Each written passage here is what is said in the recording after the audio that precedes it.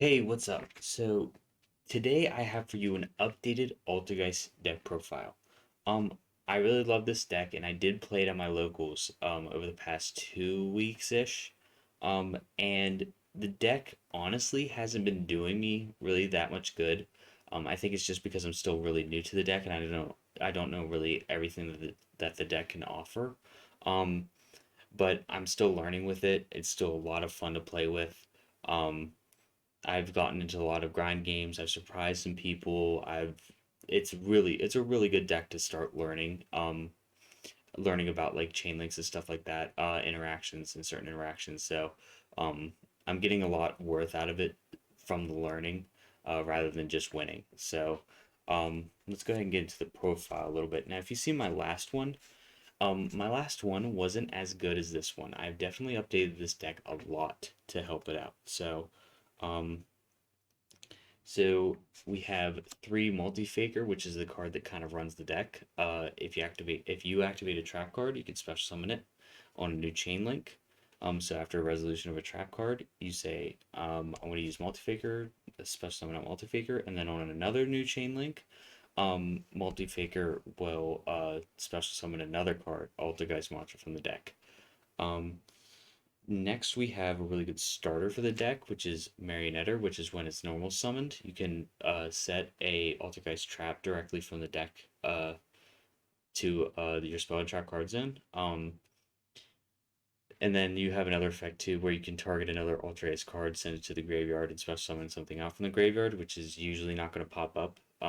Just because you're probably not going to get to that point anyway. You're probably going to use Marionetter for something else, like linking or something. So yeah, so it's a pretty decent card. It's good to get your protocol or your manifestation out. So next we have our Seek, awesome starter. This one it's a level one, so you can link Rebo it. You have an effect where you can attack directly.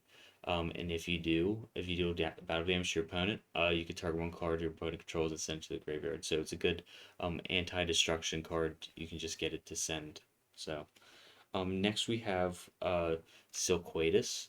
Um, awesome interruption card. It bounces something back to the hand. You just quick effect, target one other Altergeist card you control, return that to the hand, return one card your opponent controls to the hand.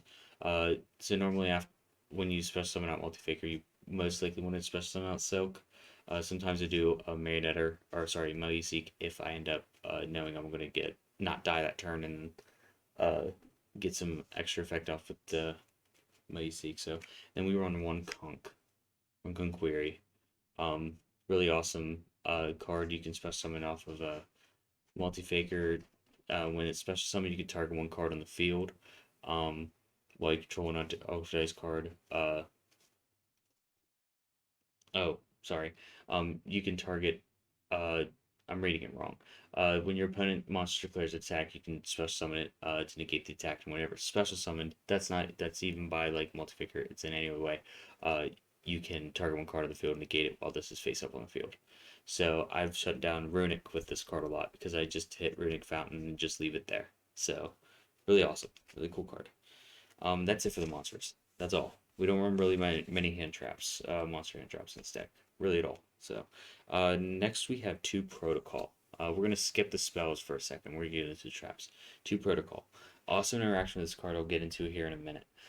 Basically is that your Altergeist card effects cannot be negated. And then your opponent, if they activate a monster effect, I can send one other Altergeist card I control to negate destroy that monster effect. Next, we have two manifestation. This is a not called by, called a haunted for the deck.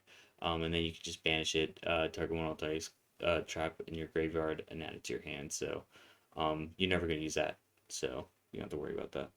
Next, we have some of our help for the deck. Personal spoofing. Once per turn, you can shuffle one Altergeist card from your hand or face up on the field to the main deck and add an Altergeist monster from your deck to your hand. So you can actually use that effect to interrupt your opponent. So if you have a Altergeist card out on the field, um, and they try to get rid of it, you can activate personal spoofing. Once you activate it, shuffle it back, then get a multi-faker, and since you activate it, you can special summon out multi-faker. So Awesome, awesome interaction. Next we have three infinite impermanence. That's our only hand trap, I believe, for the deck. Uh, it's I barely saw it. I wanted to see it a lot more. Um, but whenever I did see it, it was already kind of too late, and I was already probably gonna lose the next turn even if I negated something. So just unlucky on my end, but really awesome card. You can actually, if you're going second and you have this in hand, the dream hand is to have this and your multi-faker. You activate this to negate something, and your multi-faker can kick because you used a trap card. You activated a trap card. Next, I know in my last video I said I like my life points, but I ended up getting these a tournament or two ago. Judgments are really awesome for just the Omni Negate, just anything. Um, However, uh, just because of how I'm playing this deck, I'm not playing it well enough to really make these as effective as possible. Um, I've one game I used a judgment and then I got lava golemed and then I had 4 turns and I couldn't get rid of the lava golem because it kept special summoning out multi-faker. Once you special summon out multi-faker and use its effect to special something else out, you're locked into Altergeist, so I couldn't get rid of it. It was just awful. It burned me for like 4 turns. Really unlucky, but and I yeah, so but Judgment's really good to have in this deck. It's just really awesome to get that Omni Negate. Next is um a little bit of an interesting one. We have Skill Drain. So the interaction with a protocol is since your Altergeist cards cannot be negated, that's not just by your opponent, that's also by you. So you want to have protocol out and activated first. If you have this on the field and you have a skill drain, you want to use this first, get that through, and then you can actually activate your skill drain. Um, this doesn't turn off your Altergeist cards, so it just turns off your opponent's field. It's really, really awesome floodgate. It's really hard for them to out. I've gotten a few games with just that combo. However, you have to hard draw it, just like you have you have to do with most of the other stuff. So, next we have I ended up getting my hands on 3 rivalry. Since everything in this deck is spellcaster, um, this can shut down a lot of decks. Usually it's good to side.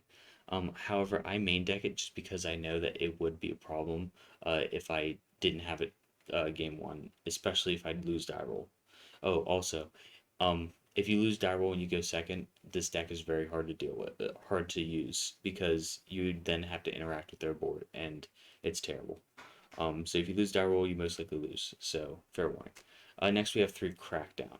I took out solemn, sorry, not solemn, torrential tributes, and I put the rivalries and the skill drains and all that stuff. Every time I had a torrential tribute, I hated it because I never wanted to use it. So um, these are pretty much in order of importance to the deck.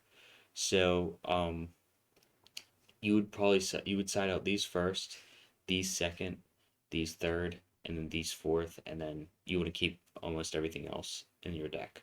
Um, Crackdown's really good. You just grab one of their monsters and turn it off. So if they're in the middle of a combo, Crackdown, and they can't complete it. So um, you can do it to tier elements, you can do it to anything, but that's it for the traps, honestly.